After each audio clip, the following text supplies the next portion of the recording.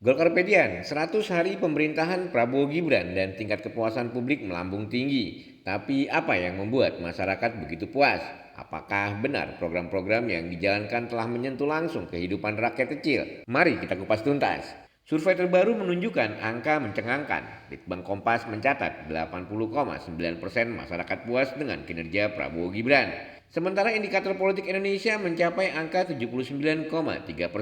Tapi apa alasan dibalik tingginya kepuasan ini? Menurut Sodeson Tandra dari Komisi 3 DPR RI fraksi Partai Golkar, ini bukan hal yang mengejutkan. Salah satu program andalan yang dirasakan langsung oleh rakyat adalah program makan bergizi gratis. Dengan program ini anak-anak mendapatkan asupan gizi yang cukup. Ini bukan sekedar bantuan sosial, tapi investasi untuk menciptakan generasi unggul. Program ini juga diharapkan dapat menekan angka stunting yang masih menjadi perhatian besar di Indonesia.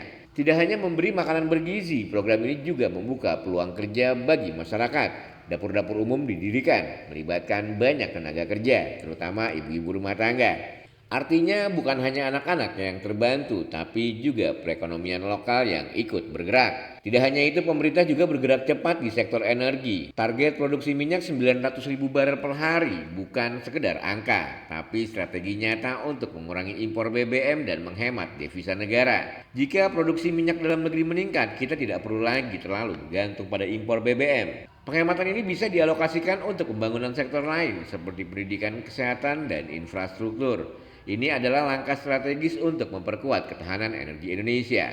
Di bidang hukum, Partai Golkar melalui Komisi 3 menegaskan dukungannya terhadap penegakan hukum yang adil dan tegas. Masyarakat butuh kepastian hukum dan pemerintah berkomitmen untuk menegakkan keadilan tanpa pandang bulu. Sejumlah kasus besar sudah mulai ditindak, pemberantasan mafia tanah, narkoba hingga kasus korupsi menjadi perhatian utama. Langkah-langkah ini penting untuk menciptakan kepercayaan publik terhadap hukum dan pemerintahan. Golkarpedian, jadi menurut kalian apakah langkah-langkah ini sudah cukup untuk menjamin kesejahteraan masyarakat? Apakah program makan siang gratis bisa benar-benar mengubah masa depan generasi muda? Atau justru sektor lain yang harus diperhatikan? Tulis pendapat kalian di kolom komentar.